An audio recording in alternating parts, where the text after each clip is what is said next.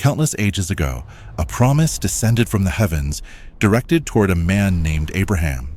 More than just an agreement, it was a divine seed sown into time, destined to mold kings, forge empires, and inscribe the destiny of a nation that was yet to exist. From this pledge would spring 12 lineages, 12 tribes, each bearing a name of eternal significance. A narrative etched in God's memory, a mission destined to span generations. But time is unyielding. As the centuries passed, these tribes were scattered to the four winds of history. They were decimated, lost, erased from maps and human records, as if the very earth had consumed them. Yet, the resonance of their names never faded. Who, then, were these 12 tribes of Israel? Why were they chosen above all others? What part did they play in sacred conflicts, in the coronations of kings, and in everlasting agreements? And why did so many of them vanish, leaving behind only hints in the shadows of prophecy? The book of Genesis preserves the catalog of names from which everything originated. The sons of Jacob, the man whom God renamed Israel, Reuben, Simeon, Levi, Judah, Issachar, Zebulun, Dan, Naphtali, Gad, Asher, Joseph, and Benjamin. 12 men, 12 banners raised beneath the same sky, 12 destinies shaped by a covenant that transcends time. They were not merely patriarchs. They were living representations of a bond between the celestial and the terrestrial. And that bond did not conclude with them. It courses through the sacred texts from Canaan to Exile, from Genesis to Revelation. For there, in chapter 7, they reappear, 12,000 from each tribe, sealed for the end of days. What you are about to hear isn't just an antiquated chronicle. It's the unveiling of a mystery that has throbbed for millennia and may be unfolding before our very eyes. It all commenced with a voice, a command from the unseen: leave your land, your kin, and your father's house, and journey to the land that I will show you. Thus, God called Abram, still residing in the Chaldeans, and he departed without a map, without certainty, guided solely by faith in a promise. I will make you into a great nation. I will bless your name, and through you, all the families of the earth will be blessed. But the promise seemed unattainable. Abraham aged, and Sarah, his wife, was infertile. Years drifted by, and hope seemed to diminish until, when all appeared lost, God fulfilled his word. Isaac was born, the child of the promise, the genesis of an eternal lineage. Isaac fathered Jacob, and with Jacob, the destiny of the promise began to materialize. One solitary night, on the fringes of the unknown, Jacob wrestled with a mysterious being until the break of dawn. Wounded, yet resolute, he declared, I will not let you go unless you bless me. And the angel replied, your name shall no longer be Jacob, but Israel, for you have struggled with God and with men, and you have prevailed. From that moment, the name Israel became more than just a man. It became a people. And from his 12 sons arose the 12 tribes, each marked by a prophetic purpose, destined to carry the inheritance of the promise made to Abraham. What had begun as a simple promise whispered in the desert now took form before the eyes of history. A people was emerging, chosen, set apart, molded by the hands of God, destined to be a beacon among the nations and, at the same time, to bear the weight of an everlasting covenant. The tribes of Israel were about to be born, and with them, the unfolding of a plan that would span centuries. Jacob, the man who wrestled with God and prevailed, had 12 sons, but his household was far from peaceful. From 4 women, Leah, Rachel, Bilhah, and Zilpah, came the patriarchs of the tribes. It was no ordinary family. It mirrored humanity in its raw state rivalries, jealousies, love, and betrayal. Each son came into the world bearing a name laden with meaning, born from the pains, hopes, and prayers of their mothers. The firstborn was Reuben, son of Leah. Then came Simeon, Levi, and Judah, also Leah's sons. Bilhah, Rachel's servant, bore Dan and Naphtali. Zilpah, Leah's servant, bore Gad and Asher. Later, Leah bore Issachar and Zebulun. And finally, Rachel, Jacob's beloved, gave birth to Joseph and Benjamin, the sons of her heart. Reuben was the firstborn, but Joseph was the favorite. Jacob saw something special in him, a reflection of the woman he loved and the echo of the promise he carried. For this reason, he gave Joseph a long, colorful tunic, a royal garment, a symbol of honor and distinction. But that tunic, so brilliant to the eyes, ignited a dark fire in the hearts of his brothers. Joseph dreamed, and his dreams were no ordinary visions. He dreamed of sheaves of wheat bowing to his, and later of the sun, the moon, and 11 stars prostrating themselves before him. When he shared these dreams, his brother's envy turned into rage. Hatred sprouted, and soon that hatred became a plan. One ordinary day, Jacob sent Joseph to the fields to check on his brothers, but when they saw him from afar, they said, "Here comes the dreamer. Let's kill him and see what becomes of his dreams." Instead of blood, they chose prophet. They threw him into a dry cistern and soon after sold him to passing Ishmaelite merchants crossing the desert. The beloved son became a slave, dragged into Egypt, a land of strange gods and relentless power. There, Joseph was purchased by Potiphar, an officer of Pharaoh. And even in a foreign land, God was with him. Everything he touched prospered, but human justice is fragile. A false accusation by Potiphar's wife sent him into the depths of prison, forgotten, silenced, far from home, far from the promise. Yet, even in the darkness, God's presence accompanied him. Joseph interpreted dreams, a gift given by the Almighty. And one day, Pharaoh himself was tormented by visions that no one could explain. Then they remembered the Hebrew prisoner in the shadows. Joseph was summoned before the king and revealed, 7 years of abundance will come upon the land, followed by 7 years of famine. Impressed, Pharaoh elevated the slave to the position of governor. The prisoner became the ruler of the most powerful nation on earth. Years passed, and the famine came not only to Egypt, but also to the land of Canaan. Joseph's brothers came seeking food, unaware that the man before them was the same one they had betrayed. They bowed before him, fulfilling the dreams of so many years ago. But Joseph sought no revenge. He wept. He forgave. He revealed his identity, and he sent for his father and the entire family. Thus, Israel, Jacob, descended to Egypt, and a new chapter in the history of the chosen people began. Before he died, Jacob blessed each of his sons. And when he came to Joseph, he did something unexpected. He adopted Joseph's 2 sons, Ephraim and Manasseh, as his own. "They shall be mine," he said. Thus, Joseph would become 2 tribes in a single inheritance, and the sacred number 12 would remain even when one tribe was removed from the count. The cycle was complete, and the tribes were formed. But the story of the people of Israel was only beginning. Yet, this mystery had not yet finished being told. What God began with Joseph was only starting to unfold, and its consequences would span ages. Joseph was the rejected who became savior, the forgotten who became ruler. His story was more than a personal triumph. It was the reflection of a heavenly purpose. The dream he carried had never been his alone, but God's dream for an entire people. In Egypt, Jacob's family prospered. The people of Israel grew, multiplied, and became strong.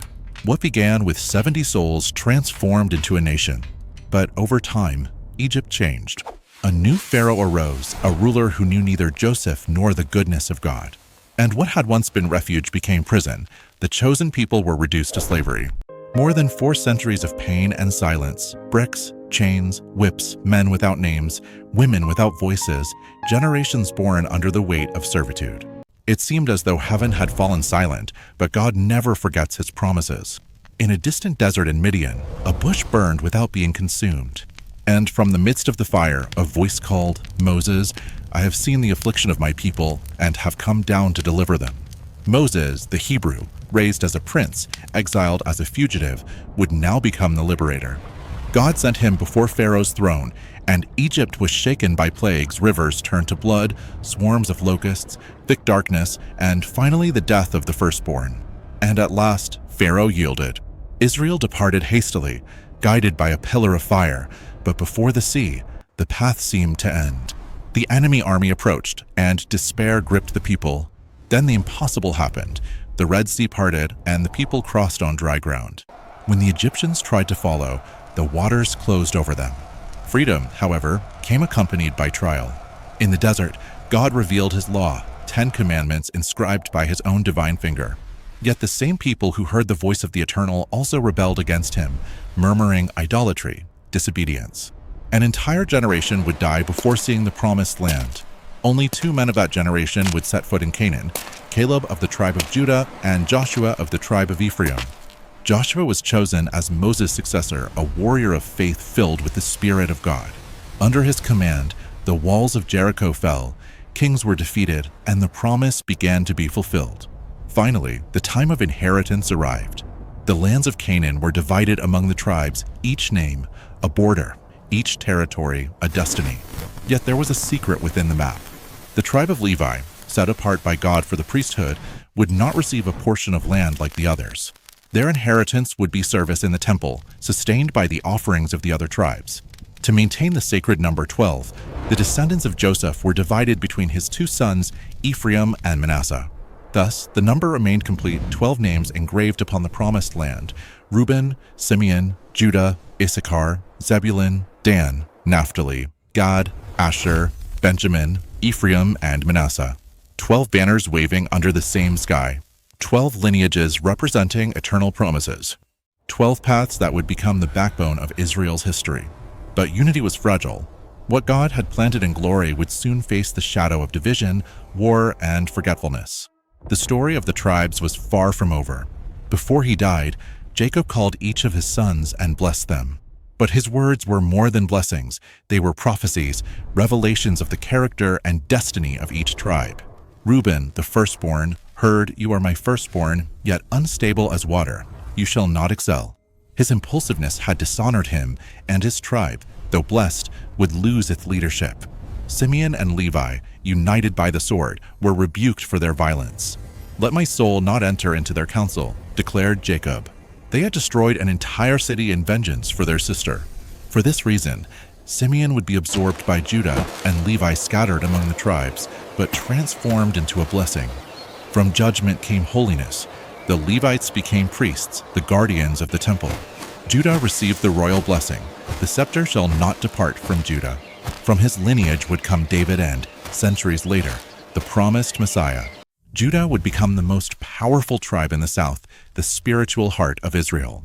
Dan, on the other hand, was called a serpent by the roadside. His history would be stained by early idolatry, a venom spreading silently among the tribes, drawing the people away from the God who had freed them. In the book of Revelation, something curious occurs. The tribe of Dan simply disappears from the list of the sealed. The name that once represented strength and inheritance is now omitted, like an echo of a story marked by deviation and idolatry. Naphtali, in contrast, was likened to a free gazelle, a symbol of lightness and expression. The northern territory, once belonging to him, would become the stage for miracles centuries later, when the Messiah himself would walk those lands, fulfilling ancient prophecies. The Galilee of the Gentiles shall see a great light. Gad, Asher, and Issachar inherited fertile lands to the east and north. Gad became a warrior people. Asher prospered in wealth and abundance of bread. And Issachar was described as a strong donkey, laborious, constant, yet sometimes oppressed peoples who toiled the land with sweat, carrying the weight of the nation. Zebulun dwelt by the sea. His land reached the shipping routes, a territory of ports and trade, a link among nations. Benjamin, the youngest son, was described by Jacob as a ravenous wolf, fierce in battle, untamable. From this tribe came legendary warriors, King Saul, and centuries later, the Apostle Paul. Yet even so, their story would be marked by tragedies, civil wars, and near annihilation. Ephraim and Manasseh, the sons of Joseph, received vast portions of land. Ephraim grew in power and became the center of the northern kingdom, yet also a symbol of the infidelity and idolatry that would stain Israel. Manasseh, divided on both sides of the Jordan, lived through spiritual highs and lows, reflecting the oscillation of the entire nation. The tribes were established, their borders drawn, their inheritances sealed. But Jacob's blessing was more than a testament, it was a prophetic map. Every word spoken at the edge of death revealed not only the destiny of a clan, but the spiritual path of a nation. Even with eternal promises, Israel began to stumble. The chosen people strayed, and what had been created as a single voice before heaven began to fragment. The same soil that had united 12 tribes would soon become the stage for war, idolatry, and division. And thus begins a new chapter in the story, the time when Israel's unity unraveled and 10 of the 12 tribes mysteriously vanished from the land and from the memory of men. After the conquest of Canaan, the people lived under the judges, men and women raised by God to deliver and govern. Yet dissatisfaction grew. They wanted a king like the other nations. Then came Saul of the tribe of Benjamin, imposing, valiant, but disobedient, and God rejected him. In his place, he raised David of the tribe of Judah, the shepherd who faced giants and unified the people under a single banner. After David, his son Solomon reigned, wise, prosperous and builder of the temple. Under him, Israel reached the peak of glory. Gold flowed, borders expanded, and the presence of God dwelt among the cherubim. But when Solomon died, the glory began to fade. His son, Rehoboam, inherited the throne, but not the wisdom. He rejected the counsel of the elders and oppressed the people with taxes and forced labor. The response was immediate. 10 of the 12 tribes rebelled. Under the leadership of Jeroboam of the tribe of Ephraim, they established the northern kingdom called Israel. Only Judah and Benjamin remained faithful to David's house, forming the southern kingdom, Judah. But the division was not only political, it was spiritual. The northern kingdom broke away from Jerusalem, from the temple, and from the worship of the true God. Jeroboam set up 2 golden calves, one in Dan and another in Bethel, proclaiming to the people, "These are your gods, O Israel." Idolatry spread like fire through dry straw. Prophets were persecuted, faithful priests silenced, and the northern tribes sank ever deeper into an abyss of sin and corruption, a path that would lead them to oblivion. While the northern kingdom drowned in corruption and idolatry, the southern kingdom endured, sustained by an ancient promise made to David. Yet even Judah, guardian of the temple and the royal line, was not immune to decay. Unjust kings arose. God's house was profaned, and the faith that once guided the people was consumed by indifference. Justice was silenced, the sacred was sold, and the glory of the past began to vanish like ashes carried by the wind. What began with 12 brothers, sons of the same promise, had now become 2 kingdoms in conflict, divided by pride, vanity, and disobedience. Unity had been broken, and with it, the heart of the nation. But judgment would come, inevitable, and when it did, it would leave marks that would echo through generations. The northern kingdom, led by Ephraim and composed of 10 tribes, plunged completely into the darkness of idolatry. Altars were erected to foreign gods, and the name of the God of Israel was forgotten amidst pagan incense. Prophets arose, Elijah, Elisha, Amos, Hosea, crying out for repentance. Yet their voices were drowned by pride and sin. The people hardened their hearts, and the covenant was broken. Then came judgment. In 722 BC, the roar of Assyria echoed over the hills of Samaria. The cruelest empire of its time besieged the northern kingdom. Walls fell, blood ran through the streets, and the people were torn from their land. Men, women, and children were taken captive, scattered among foreign nations, separated from one another, without homeland, without identity. Thus, the 10 northern tribes disappeared. They never returned. The Bible records that Assyria brought pagan peoples to inhabit the ruins of Israel. The ancient Israelites forced into exile were assimilated among the foreigners. They married, adopted new languages, new traditions. Their faith dissolved, their memories faded. Over the centuries, they became invisible to history, like smoke carried by the wind, with no one knowing whence it came. These are the so-called 10 lost tribes of Israel, a mystery that spans time. Some believe they were extinguished as a nation. Others think that survivors migrated to distant lands, among the mountains of Persia, the valleys of India, or even to faraway regions of Africa and the Americas. Some say that their descendants still live among the nations, unaware of the origin of the blood that flows in their veins. But there is something deeper. For though men have forgotten them, God has never abandoned them. In the book of Ezekiel, the prophet sees a mysterious vision, 2 staffs, one with the name of Judah, the other with the name of Ephraim and the tribes of Israel. And God commands, "Join them together in your hand, and they shall become one, an ancient promise, an echo of restoration." One day, the divided people will become one. And this promise reappears in Revelation 7, when John sees the sealed 144,000, 12,000 from each tribe of Israel, preserved for the end of times. But there is an enigmatic detail. The tribe of Dan is not there. And curiously, Joseph appears again as a single name, taking the place previously divided between Ephraim and Manasseh, a sign of mystery and judgment, as if God himself had reshaped the destiny of the tribes according to his justice and grace. The 10 tribes may have disappeared from human narrative, but never from the divine plan. They remain alive in prophecy. In the shadows of history, God preserves them, invisible to the eyes of the world, yet kept for the time of restoration. In another vision, in Ezekiel 37, the prophet is led to a valley full of dry bones. God asks, "Son of man, can these bones live?" And before his eyes, the bones come together, are covered with flesh, and receive the breath of life. Then the Lord reveals, these bones are the whole house of Israel, not only Judah, not only Benjamin, but the whole house, including the lost tribes. And once again, God commands, take one staff and write upon it for Judah. Then take another and write upon it for Joseph, the staff of Ephraim, and for all the house of Israel. Join them together so that they may become one staff in your hand. One day, what was broken will be restored. The scattered people will gather again, and what was divided will once more stand as one before God. In the book of Revelation, when John sees the 144,000 sealed, he mentions 12,000 from each tribe of Israel. Ancient names, forgotten by time, are spoken again. They are being sealed, spiritually set apart, marked for a divine purpose in the last days. They are part of God's eschatological plan, the fulfillment of a promise that began millennia ago. But there is a mystery in the list in Revelation. The tribe of Dan is absent. Many scholars see this as a reflection of their ancient idolatry and rebellion. Meanwhile, Joseph, who was once divided between Ephraim and Manasseh, reappears unified, as if God himself restores in the end what sin had fragmented. The story of the tribes of Israel did not end with exile. They were scattered, yes, but never erased, forgotten by men, but not by God. The same God who promised Abraham an innumerable offspring is still gathering his people step by step, even if the world does not perceive it. Today, Jews are scattered across all nations. Some preserve their roots, others unknowingly carry the blood of the promise. Yet the covenant remains alive. Jesus said, I was sent only to the lost sheep of the house of Israel. He came to seek what was lost, to restore what was broken.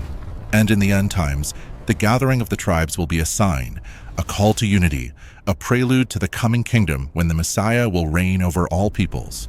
The story of the tribes is not merely a record of the past, it is living prophecy. For the God who called each name is still calling them, and soon they will return. 12 names etched in time, 12 lineages chosen by God. A promise that began with a man under the stars, crossed the desert, blossomed in a promised land, split into 2 kingdoms, and was swallowed by the silence of history. They were enslaved in Egypt, freed by Moses, led by Joshua, crowned by David, corrupted by idols, divided by kings, and finally scattered by empires. 10 tribes were lost to the winds of history like leaves falling in autumn. Yet the breath of God still knows them, and one day he will bring them back. The Bible begins with these tribes, and it ends with them. In Revelation, their names are sealed, remembered, exalted. They're intertwined with the end times, with the plan of redemption, with the final manifestation of God's glory. Perhaps today you look around and see only a world in chaos, nations at war, religions in conflict, peoples forgotten. But in the eyes of God, there is an invisible line connecting all of this to the promises made to Abraham, Isaac, and Jacob, promises that speak of restoration, of return, of a king who will come. Time is running out, and what once seemed only an ancient story may be the harbinger of what is to come. For when the tribes return, it will not be merely the return of a people. It will announce that the king is at the door. The 12 tribes of Israel continue to resonate, not only in the past, but in the present and the prophetic future of humanity. For centuries, archaeologists have searched, theologians have studied, peoples have claimed descent. But in the end, the true question is not where the lost tribes are, but why God still remembers them, speaks of them. The Bible doesn't mince words. If their names resonate throughout Scripture, all the way to Revelation, it's because they stand for more than just blood relations. They embody legacy, identity, and a story that God has never forsaken. Maybe the tribes aren't just on old maps. Maybe they're here, mixed in with other people, among everyday faces, among people who don't even know their origins, yet still carry an ancestral calling in their hearts. And what if you're one of those who are called? What if, even without a biological connection, you're part of the people God is gathering in these final days? As the Apostle Paul wrote, not all who are descended from Israel are Israel, but the children of the promise are counted as offspring. This isn't just history. It's a reminder that God is faithful, that he keeps his promises, even if it takes thousands of years. What started with the 12 sons of one man will conclude with a redeemed people, united under one name, under one king, and with one shared purpose. The prophecy is still alive. The clock is running, and the names the world has overlooked are still written in God's hands. Maybe yours is too. May God bless you and keep you.